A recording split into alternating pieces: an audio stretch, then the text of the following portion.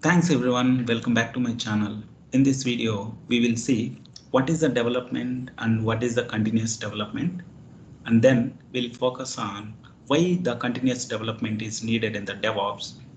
And after that, we will discuss on what is the version control system and what are the types of version control systems are available. Then we will focus on why the version control is needed in the DevOps, and we will see what are the popular tools are available in the version control system. Okay, so that is what we are going to focus on today. And let's talk about the first thing is development and continuous development. Then we'll focus on version control system. So if you take any organizations or company, they will decide the first thing is architecture. What architecture is needed, whether it is a 2-tier architecture, whether it is a 3-tier architecture, whatever it may be. Okay, so the first thing is they will decide on the architecture. Once they have decided that architecture, they will decide or they will focus on what are the microservices are needed and how many legacy applications are needed. Then if it is monolithic, how many monolithic applications are needed. Okay, they will decide on the applications. Once they will decide architecture and application, they will focus on what is the programming languages are needed, whether it is Java programming, whether it is C, C++, Python, Ruby, okay, or Go language, whatever the programming language is needed, they will decide on that. Okay, so once they will decide architecture, programming, coding, application, then they will decide okay, and they are going to do a release. Okay, and for that release, how many sprints are needed, what is the time for each sprint, and in each sprint what are the features or what are the epics that they are going to work or that they are going to deliver. So this is something what we call it as a release planning. Okay, sprint planning and release planning. So in the sprint, so we need to aware of that. Okay, what is happening, what is the tenure of the sprint, and once the sprint is delivered, and what is the next, you need to aware of that also. So now once the release planning is done, let's say example in the sprint one, whatever the features that they are going to think and they are going to develop, like example, if we take WhatsApp, in that WhatsApp we are going to develop for any one feature, example one-to-one or one-to-one multiple call feature need to be developed. Okay, so first what you need to do, we need to think for the release for that. That means release planning or sprint planning. Then they are going to develop the code and finally we can release the code. Okay, so that is what, if we can take any feature, we need to focus on it. But when you say the development, the word continuous means there should be a one flow is there, workflow, which is called development workflow. Okay, so example, if we take any factory or company in locally, okay, so if we have a scene in the manufacturing company, there is some procedure will happen actually. Okay, first thing, if it is take a manufacturing company, example shoe manufacturing company, someone produces one piece and then it give it to the another person, and then it is goes to the some other person, finally it will came out from the factory. That means the final product is shoe is manufactured. Okay, forget about testing actually. Then but while another person is working on something, okay, what will happen to the first person? So he's sitting idle? No. So he start manufacturing the next piece or some other activities he will do it, right? So that is how the things happen continuously, because by that time one piece keeps moving from one person to another person and comes out from the factory or organization, another piece also has to start following the same way how the first piece is moving. So for that, if one person complete his work and hand over to the another person, and then he takes the next work actually. So exactly the same way in real time it's happened. Okay, it's not like there is a one release. That means I will take one work as a developer, I will write the code and then I will sit idle. This is not like happening actually. So there will be a lot of stories, tasks, epics or features that will be you have to work on it actually. And at the same time, there can also be different features are there, or different releases happen, or different issues will come. You need to support for production issues, you need to be support for local issues. Okay, so when I say continuous development means the developer has to write the code, then he need to build the code locally and he can test locally and make sure that the code is perfect. Okay, so development means just he can write the code and he can give that code to the build team. It's not like that actually. So development means he can write the code, he can build his local machine and he can test it, then finally he can make sure that the code is perfectly working. Okay, so that is called development actually. And he will once the development is done, he will continue with the another work immediately. It could be for the next sprint, or it could be for the another feature in the same or it could be some other supporting work, or it could be some fixing the production issues actually. So if you take the development, how do you make sure now the dev team especially are continuously working? So that is what we are talking now. How we are going to do for the continuously development? Because what is their work? They are going to develop or they are going to write the program. Okay. Now for this, what are the issues they are going to get it? How they are going to do the continuous development? Okay. How do you allow the parallel development? Okay. So example, if there are hundreds of developers are there, how they are going to modify the same file? That is got parallel development. So the parallel development is important because let's assume that there is a sprint. If you take any sprint or sprint one, if you can take, I am just talking about the one sprint actually. Okay, so there are multiple developers are involved in the sprint actually. Okay, now at the same time there can be a another release happening for the same product, whether it is a patch release or whether it is a small fix they have done, we are going to release into the same product actually. Now there are different developers are working on the different features, so different files they has to be modified on the same files, or they are going to modify it in the different files. Okay, now all of them is for one product actually. Okay, so how are you going to manage all these things at the same time? So that is what we can call it as a parallel development. Okay, there are thousands or there are hundreds of developers are there. They are going to develop, okay, 1,000 files or 100 files at the same time for the particular product. How do you manage all those files actually? That is called parallel development. Okay, so if we take what are the problem statement, if we can see in that continuous development.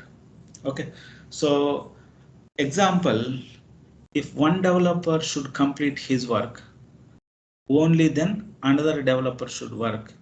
If I do that way, if that will happen, your release will take years actually. So that means once the one developer is completed his work, immediately he need to work on another work actually, or in the same sprint or another sprint actually.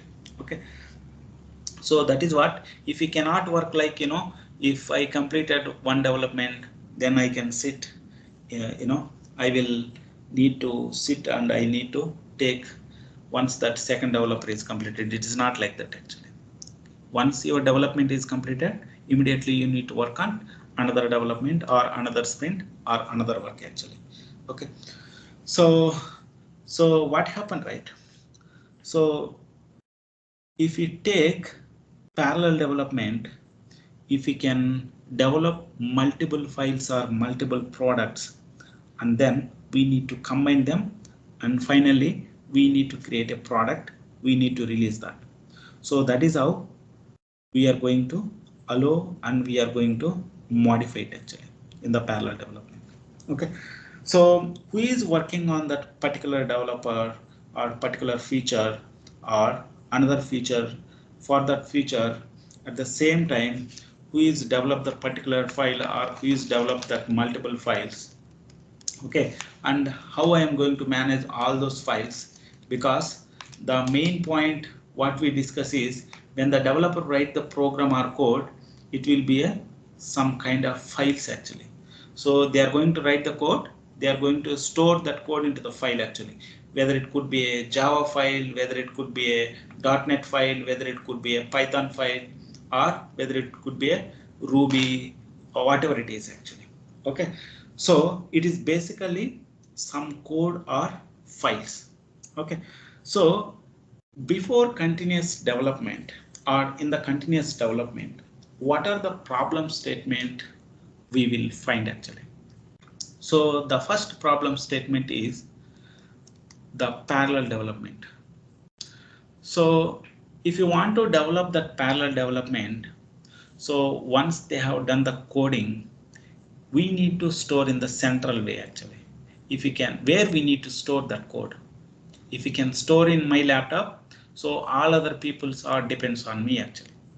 So that is what we cannot able to develop the parallel development. Okay, so the next thing is what is the permissions we need to put it actually.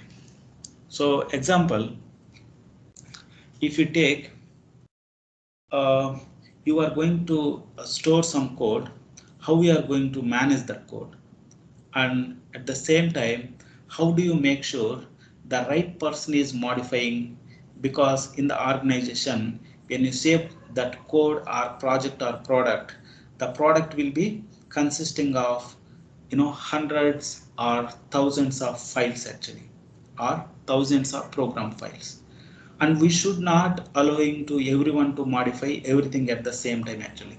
So depending upon the release or depending upon the feature, we need to give some permissions, okay, for certain people for the certain files, or another persons for the certain files, or some other persons for the certain projects actually. So we need to manage the permissions, or we need to control the accesses or authorizations or authentication.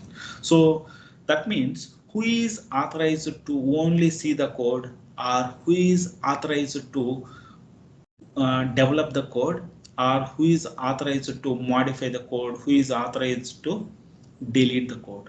So like that, we need to be set the permissions for the particular product or projects. Okay, then the next thing is we should have to proper development workflow should be there actually, because till I don't have to worry about what programming or what code they are going to write it. But when they are developing something, if there are proper workflow, they has to follow it actually. That means when the developing or when the developer is modify something, or he can modify the code, another developer also is modifying the code. How are you going to store that code? What is the process and what is the flow they has to follow it? Not only one or two developers actually. If you can go to that organization, there are 20 or 30 50 developers are there based on that organizations actually. So if 30 developers modify the code parallelly, how they are going to store the code, and how we are going to manage that code, and how they are going to store the files and directories, and that they has to follow some workflows actually. So that is what we have to now start focusing on it actually. So in fact, in DevOps, okay, one of the first process is not just I'm saying a release. We need to plan the release first actually.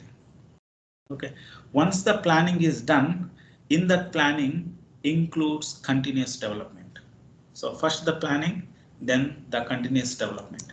Okay, so we are developing something and we are giving the permissions, and sometimes what we need to do, we need to control that code check-ins.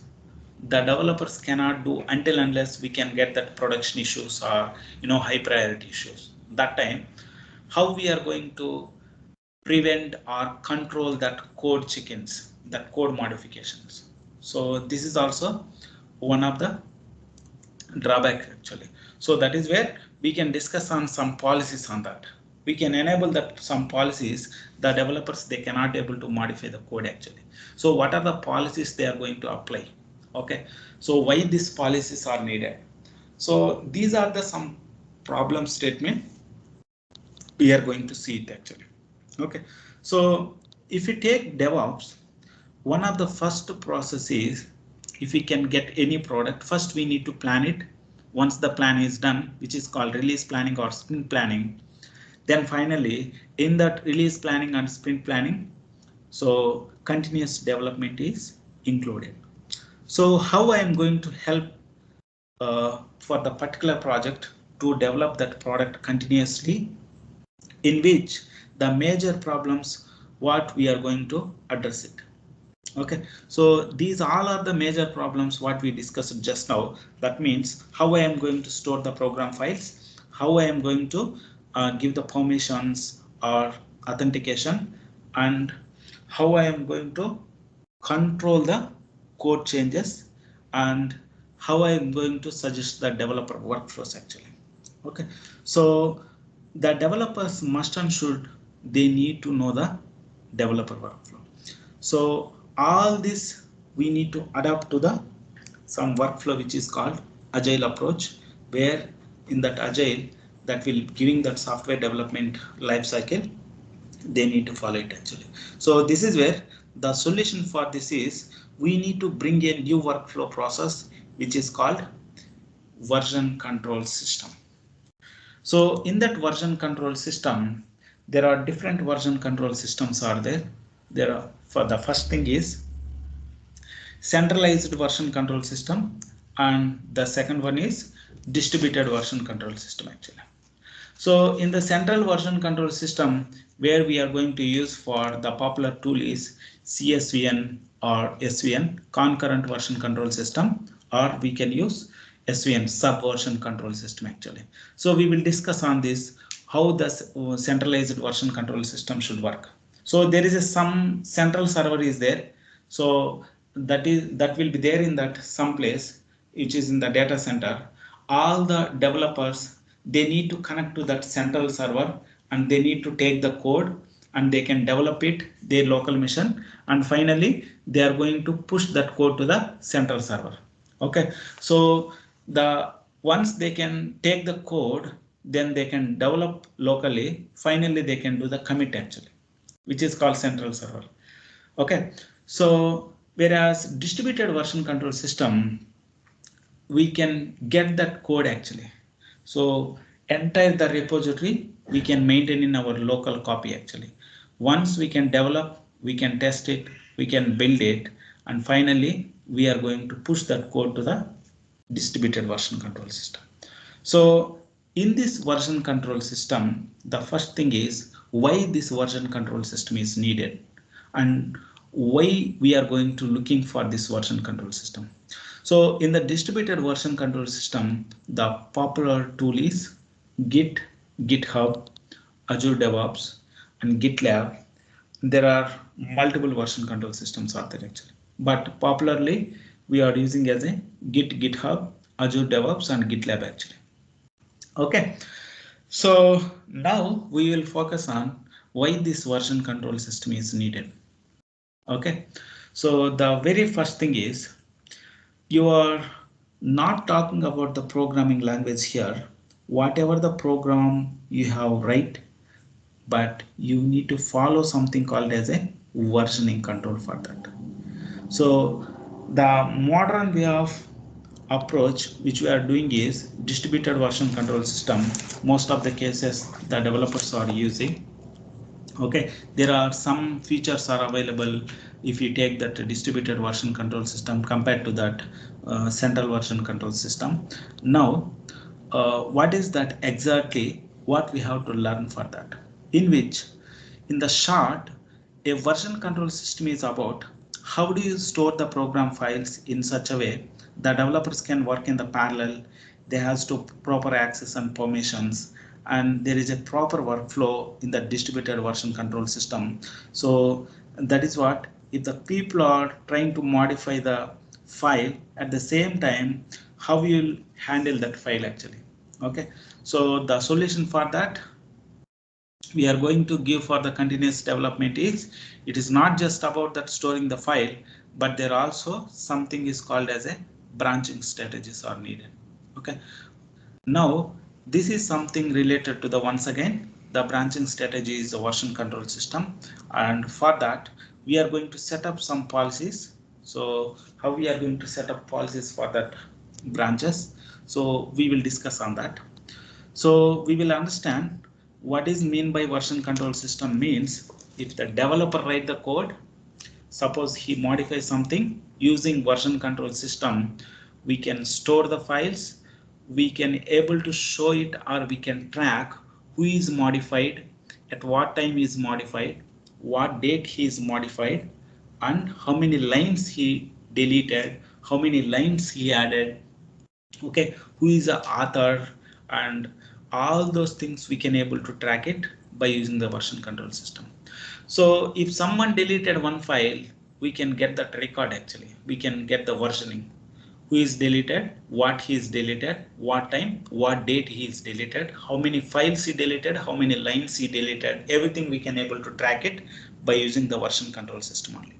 Okay, so that is where version control system is the very important for doing the continuous development. It will provide the storage for storing the developers files or code, then that will be provided the workflow how the developer exactly working.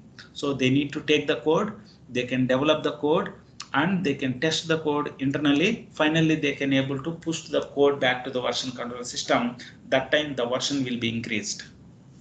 Okay, so we will discuss that version control system separately. So that is where, if you want to do for the continuous development, or continuously you need to modify some code, we need some version control system to perform parallel development, to perform the permissions, who need to allow, who need not to allow, and that will be provided some developer workflow, that will be provided from controlling, that will be provided for some policies actually. So that is where version control system is needed for all this parallel development, permissions, workflows, controlling, policies, and even it will track who is modified, at what time is modified, what file it is modified, when it is modified, when it is deleted, all those things it will be captured in the version control system actually. Example, if we can put our code into the Google Drive, if someone is modified, we cannot come to know, if someone is deleted, we cannot come to know actually, there is no versioning. If we can delete entire code also, there is a versioning, even we can revert to the previously actually. Okay, so there is a tracking, even we can get that email notification also, someone deleted, someone committed the code, someone modified the code, whatever the things the developer has done in that version control system. So we have a track record is there, even we can get that notification also. With the help of that notification we can able to see who is modified that code and who is deleted that code. Okay, so this is about that continuous development and version control system. So in the next session we are going to discuss about and what are the tools we are using that version control system, and how we are going to do for the parallel development, how we are going to give the permissions, how, what is the workflow of that, and how to control that branches, what is the branching strategies, and what are the policies and how we are going to apply it. So all those things we are going to do it in the practically. So for that we are going to use for that, Git and GitHub, and once that is done, later we can see it actually. So this is about continuous development and version control system. And if any doubts, could you please comment in my channel, and could you please like, support and subscribe my channel and share and watch my video. Thanks for watching.